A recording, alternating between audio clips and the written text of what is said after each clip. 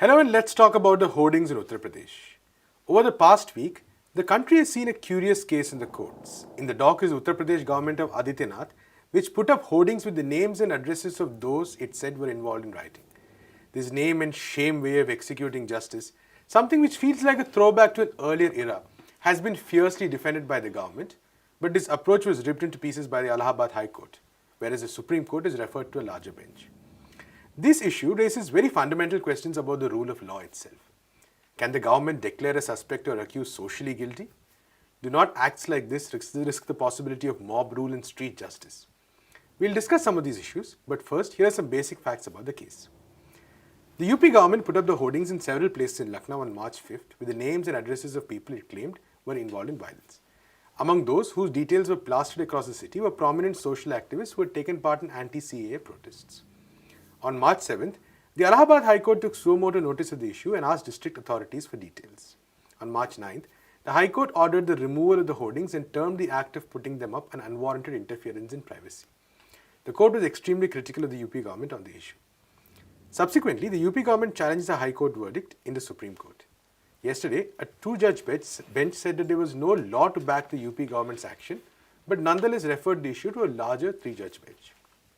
The court did not stay the Allahabad High Court's ruling.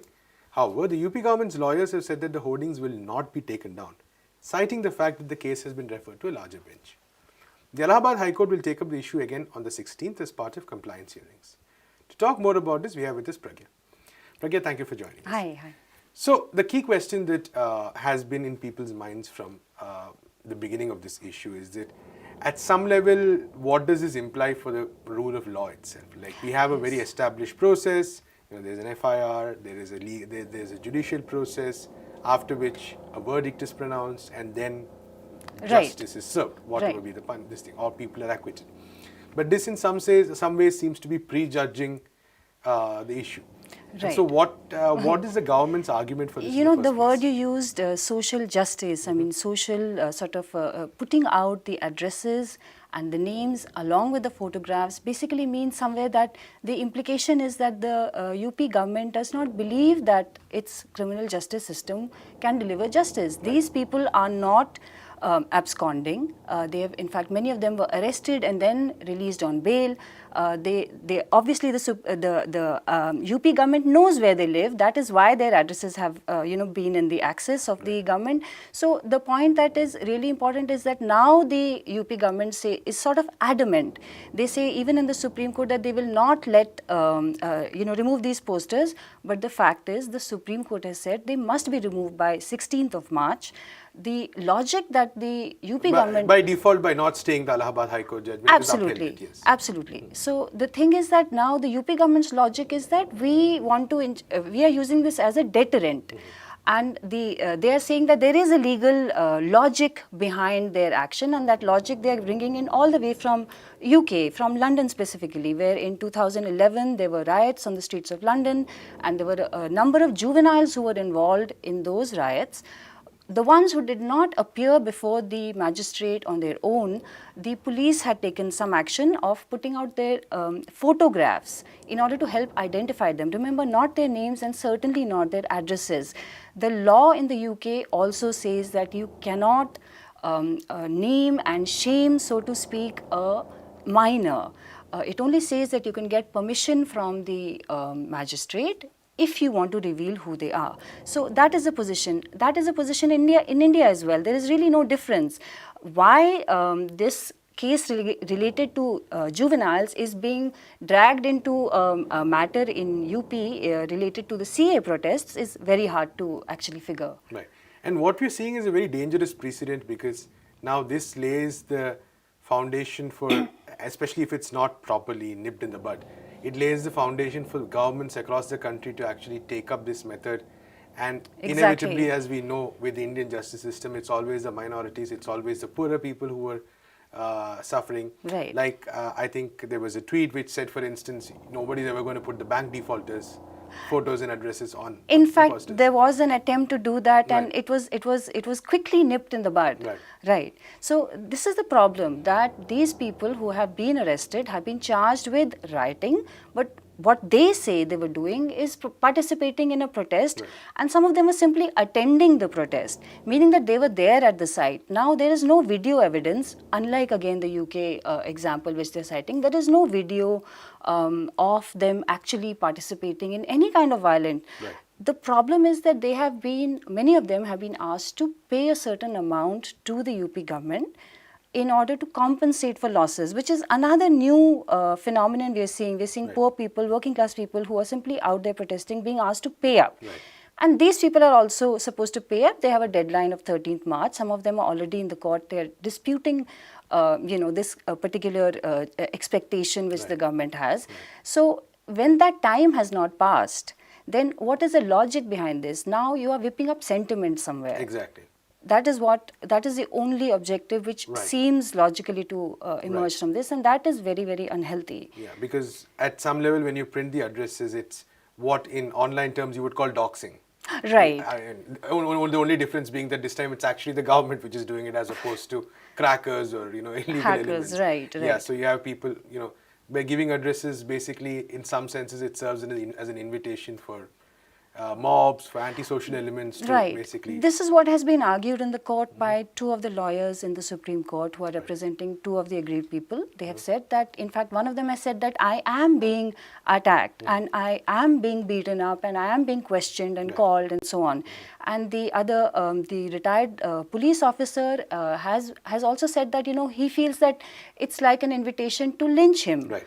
Right? Now, what do we really earn from this? What do we Exactly. gain? It doesn't seem that the legal system or the criminal justice system really earns So it's any fundamentally, points. it does look like an act of vengeance as opposed to That's right. an act of justice. And it's deeply unfortunate that a government is It's- the one doing this. Right. It's an act actually of great injustice. Right. Right. So now the point is that the UK president has been used as a reason by the court to ask for higher number of judges to sit on this. Now, 3 judges will sit and decide. The issue is that in the privacy judgment, in the Puttaswamy judgment, it was clearly said that a precedent from another court in another jurisdiction does not necessarily have to be taken whole and soul by India and adopted as if it would be the law here. On the other hand, when there has been a violation of a fundamental right, in those cases, the Supreme Court has upheld foreign judgments. So it is not in the lack of, you see, what the Supreme Court has always tried to do is to say that when there is a violation of a fundamental right, then we will use the laws of other jurisdictions to defend those rights in India.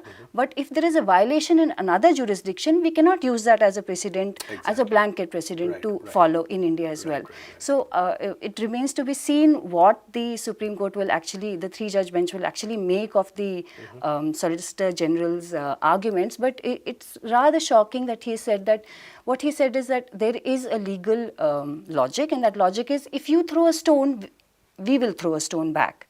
And that is what the posters essentially are, a stone thrown by the government at people, which stoning is not a part of the Indian law. Exactly. Right? So- True.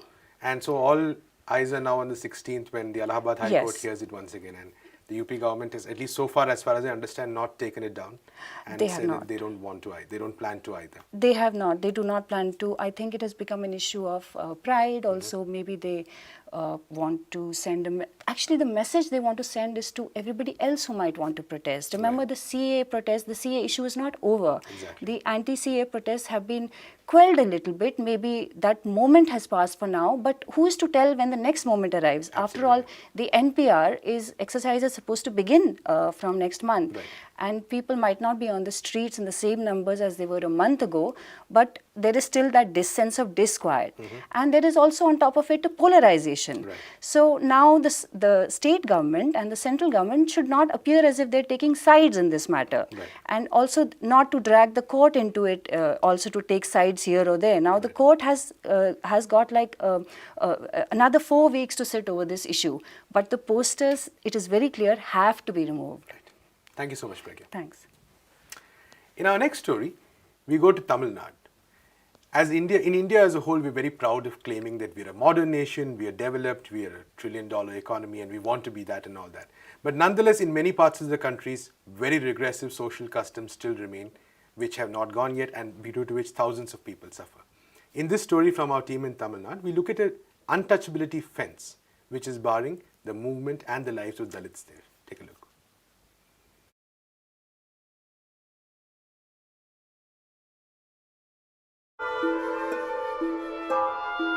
இந்த அழகுமலை கிராமம் என்பது திருப்பூர் மாவட்டம் பொங்கலூர் ஒன்றியத்துக்குட்பட்ட அழகுமலை ஊராட்சிக்கு உட்பட்ட அழகுமலை கிராமம். கடந்த ஆண்டு November மாதம் ஒரு வேலி தாழ்த்தப்பட்ட மக்கள் வசிக்கக்கூடிய பகுதியிலிருந்து கோவிலுக்குள் நுழையக்கூடாது என்கிற ஒரு எண்ணத்தில் ஒரு வேலி அமைக்கப்படுகிறது, கம்பி வேலி அமைக்கப்படுகிறது.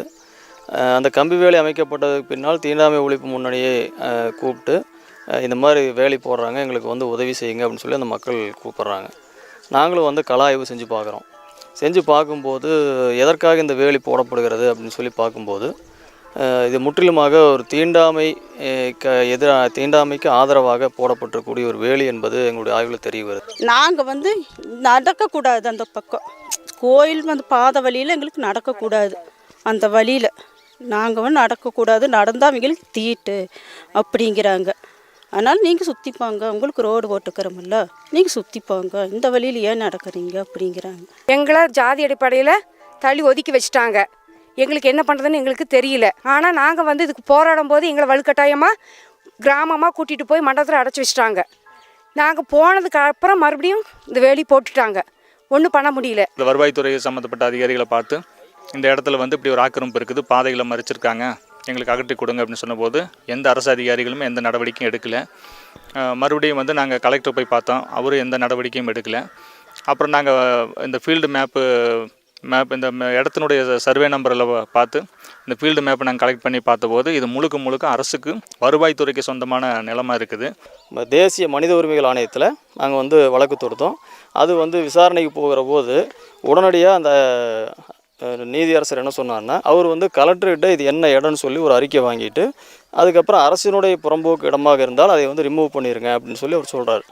அப்போது இது 17ஆம் தேதிக்குள்ளார அந்த ரிப்போர்ட்டை அரசுக்கு மனித உரிமை ஆணையத்துக்கு வர வச்சு அதுக்கு பின்னால் நடவடிக்கைக்கு போகணும்னு சொல்லி சொல்கிறாங்க. ஆனால் இன்றைக்கு வரைக்கும் அந்த ரிப்போர்ட்டு எங்களுக்கு அனுப்பப்படவே இல்லை. As per the 2014 map, the temple boundary is shown in red and the empty ground surrounding the temple is shaded in yellow. The residential area is shown with blue boundary. But in 2018, a concrete road was laid from the residential area to the main road. Then, much to the shock of the residents, a barbed wire fence came up, cutting across the newly laid road. This untouchability fence have two gates, closed by 6 p.m. every day, hindering the movement of people returning from jobs and children from schools. இப்போ இந்த மக்கள் கிட்டத்தட்ட ஒரு வருட காலமாக இந்த வேலியை அகற்றணுங்கிறதுக்காக மிகப்பெரிய போராட்டத்தை நடத்திட்டே இருக்கிறாங்க. இப்போ இருக்கக்கூடிய இளைஞர்கள் உட்பட இந்த வேலியை உடனடியாக நாம் அகற்றுவதற்கான ஒரு போராட்டத்தை நடத்தணும் அப்படிங்கிறதுல உறுதியாக இருக்கிறாங்க. அப்போது இது ஒட்டுமொத்தமாக இந்த திருப்பூர் மாவட்டத்தினுடைய ஒரு தீண்டாமை சின்னமாக திகழ்ந்து கொண்டிருக்கிறது. திருப்பூர் மாவட்டத்தில் இருக்கக்கூடிய தீண்டாமையினுடைய சின்னமாக இந்த வேலி என்பது திகழ்ந்து கொண்டிருக்கிறது என்பது தான் தமிழ்நாடு தீண்டாமை ஒழிப்பு முன்னணி முன்வைக்கக்கூடிய ஒரு குற்றச்சாட்டாக இருக்குது.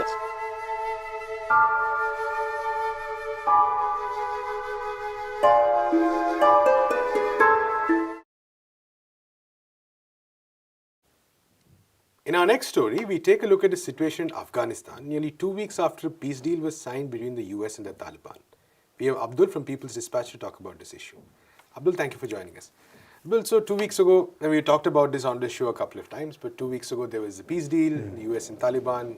There was a lot of speculation regarding what would happen in terms of whether it would actually hold, what would be the response of the Afghan government, the various factions in the Afghan government, how would the Taliban respond itself. So 2 weeks down the line, what's your evaluation on the scene? I think the so-called diesel is in trouble already. Okay. If you see, for two reasons, I'll say. First, of course, the peace deal, which basically paved the way for the US troops to withdraw within, say, it says 135 days, the troops will go to the level which was basically the state when Obama was in power, right, which is 8,600 troops at the moment, which is of course US has started withdrawing the troops, but what we see that the so-called ceasefire is no more observed on the ground. There was an attack by US a few days back, which basically is the first sign that not everything is going well. The second thing is the intra-Afghanistan dialogue, which was to happen, which has to start from the March 10th, has not started yet. Primarily because the Afghan government or the Afghan parties other than Taliban have not been able to decide their delegates. Because of the political uncertainty, who is the real president in Afghanistan, that is the issue. So as you know, Abdullah and Ashraf Ghani have themselves have declared the presidents elected, and they both have sworn in as president of Afghanistan. So we do not know who will be deciding the delegates and what will be the structure of the delegation and all. Right. So coming back to that point, the two swearing-ins. So now the US seems to have supported Ashraf Ghani at this point of time because I think its representatives participate in the swearing-in. But how do you see this two-president situation, which is even for Afghanistan is unprecedented? What do you see happening in the next couple of months over this? Can Abdullah actually mount a sustained challenge, or is it likely to fade in a few weeks? I think there will be some kind of compromise. The backdoor negotiations are already on. In fact, yesterday there was a reporting that Ashraf Ghani has already offered 40% seats inside the government to Abdullah. Okay. So far he has not accepted it, but I think there will be some more bargain and there will be some kind of compromise as it was in 2014. Right. If you remember, this is not for the first time that, though the swearing in is a new thing, even for Afghanistan. Swearing. Yeah, but the dispute over the elections, the results, is nothing new for Afghanistan. It has been happening for last 3 elections at least, if not nothing more than. If you see in 2014, after the US intervention, both the parties agreed and created a new post called Chief Executive in the Afghanistan government, and Abdullah was made that. So it was later on known as National Unity Government. Right. So similar attempts are being made now also, and hopefully it will be resolved in that sense. If it is not happening in that way, then that will be a complete disaster. It will not only spoil the US chances of withdrawing the troops, particularly Trump's plan to come out of Afghanistan as a victory, to basically to claim in the elections in US. It will also spoil the you can say the expectations of people to kind of bring peace in Afghanistan. And this situation might be actually quite perfect for the Taliban, because on the one hand you have the US looking to just leave everything and go as fast as possible. On the other hand, the other factions are so completely divided, and the Taliban must be really very banking on its chances to sort of take over even more parts of the country. Exactly. If you see, the only winner in this particular, the so-called peace deal is Taliban. If everything goes according to the plan, and if US troops are withdrawn, what we see that Taliban will be the sole winner in the sense that it has the power to basically defeat the current dispensation in Afghanistan, because they have already control over more than half of the territory directly or indirectly, and they have the forces to kind of defeat the so-called government forces without the backing of the United States. Though US has committed in the deal, there is a mention that US will protect the government interest in one way or another, but I don't think it will be sustainable. So Taliban, if it does not only gain legitimacy because of the deal, it is not only, if you see, there was a resolution in United Nations Security Council which was proposed by United States, which also proposes the withdrawal of sanctions against Taliban. So Taliban will not only gain within Afghanistan, it will also gain some internationally also. Legitimacy in the international arena. And it will have the military power to basically defeat and have a complete control over Afghanistan. So there is a possibility that they may let a puppet structure continue in the immediate vicinity of Kabul while actually taking control of the political and economic and social life of most of the country.